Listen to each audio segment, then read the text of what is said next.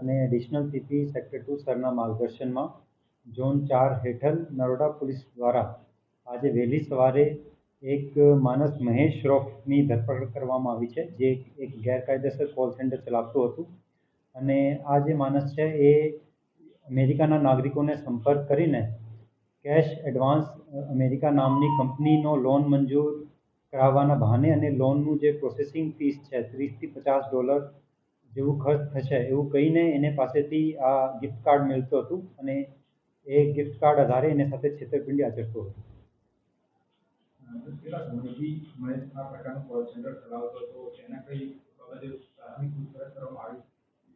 આ જે મહેશ છે એ લગભગ 5 થી 6 મહિનાથી આ કોલ સેન્ટર ચલાવતું હતું. વચ્ચે કોઈ પણ કારણોસર આ બંધ કરી દીધું હતું, પણ હવે ફરીથી આ ચાલુ કર્યું હતું. અને આ જે છે એને પાસેથી અમે એક લેપટોપ અને 4 મોબાઈલ ફોન અને જે સાહિત્ય છે એ કબજે કર્યું છે.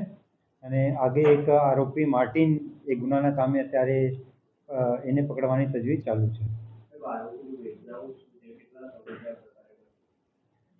આજે આરોપી છે મહેશ શ્રોફ એ લગભગ 5-6 મહિનાથી આ ચલાવતું હતું. અગાઉ આ જયપુર, ગાંધીનગર ખાતે અલગ અલગ જગ્યાએ છૂટક કામ કરતો હતા અને ત્યાર પછી જયપુરથી આ અમદાવાદ આવીને રહેતો હતો એક ભાડુઆત તરીકે, અને ત્યાંથી આ કોલ સેન્ટર ચલાવતું હતું. એમાં જે 2 આરોપી છે, એક માર્ટિન છે.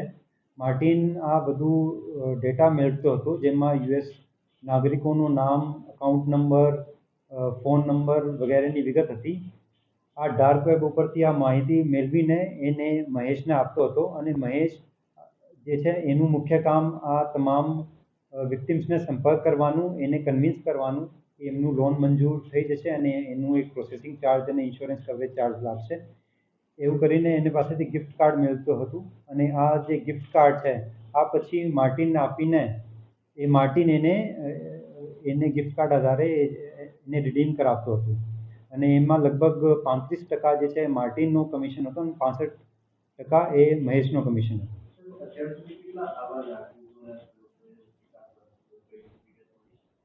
એવું લગભગ ક્યોંકિ આ લાંબા સમયથી એવું ચાલતું હતું, લગભગ 50 વિક્ટિમ તો એનું થાય છે, પણ વધુ અત્યારે પૂછપરછ ચાલી રહી છે અને વધારે વિગતો સામે આવશે.